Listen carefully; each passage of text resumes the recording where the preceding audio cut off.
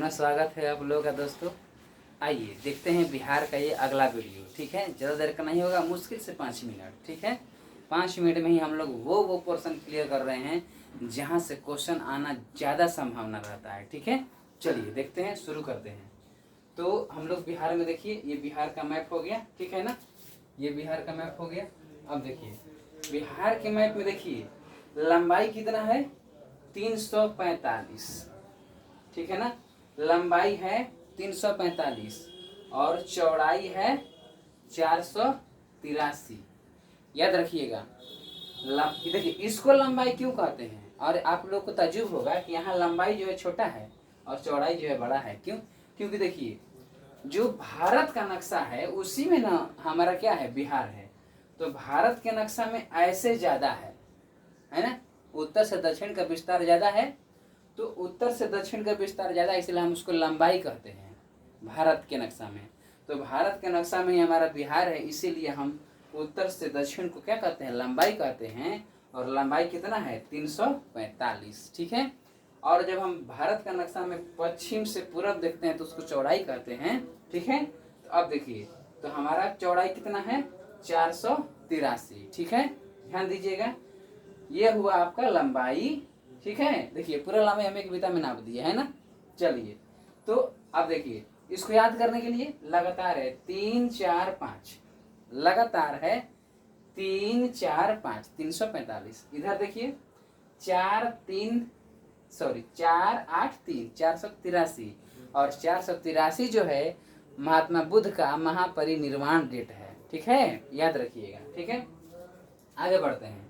तो इसमें देखिए बहुत सारा नॉलेज है, तो उसको भी हम बताएंगे। ठीक है ना, पहले हम लोग देख लेते हैं कि बिहार में जो शहर है वो किस किस नदी के तट पे बसा हुआ है। ठीक है, ध्यान दीजिएगा। तो बिहार में जो है शहर किस किस नदियों के तट पे है वो देख रहे हैं। तो गया किस नदी पे है, फाल्गु नदी पे है। ठीक है, दरभंगा किस नदी पे है, बागमती नदी पे है। दरभंगा किस नदी पे है, बागमती नदी पे है, ध्यान दीजिएगा। फतुहा किस नदी पे है, पुनपुन नदी पर है। ठीक है, छपरा किस नदी पे है, सरयू नदी पे है। ठीक है ना, जिसको घाघरा भी बोलते हैं। ठीक है, छपरा सरयू नदी पे है। आगे देखिए, इधर देख लीजिए, हाजीपुर और सोनपुर है ना, ये गंडक नदी पे है, गंडक नदी पर। ठीक है, अब देखिए जहानाबाद है ना, ये देखिए ये एक यूनिक नाम है, शायद बहुत लोगों को नहीं पता होगा। जहानाबाद जो है दरघा, दरधा या दरघा दोनों रहता है। दरधा नदी के तट पर है जहानाबाद।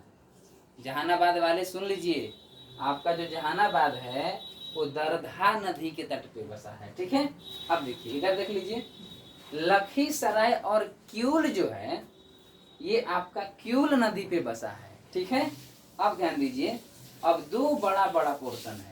दो बड़ा बड़ा पोर्शन क्या है, पटना, बक्सर, भागलपुर और मुंगेर।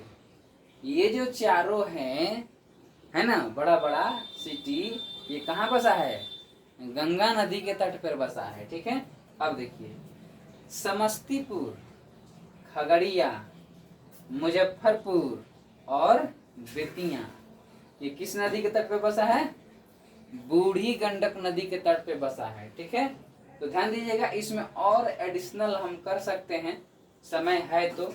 क्योंकि ये देखिए बिहार का पूरा क्षेत्रफल कितना है, यहाँ लिख दें 94,163 वर्ग किलोमीटर, वर्ग किलोमीटर। ठीक है, 94,163 वर्ग किलोमीटर बिहार की क्या है, क्षेत्रफल है। ठीक है, और हम देखेंगे कि ये जो क्षेत्रफल है हमारे पूरे देश भारत का कितना परसेंट है।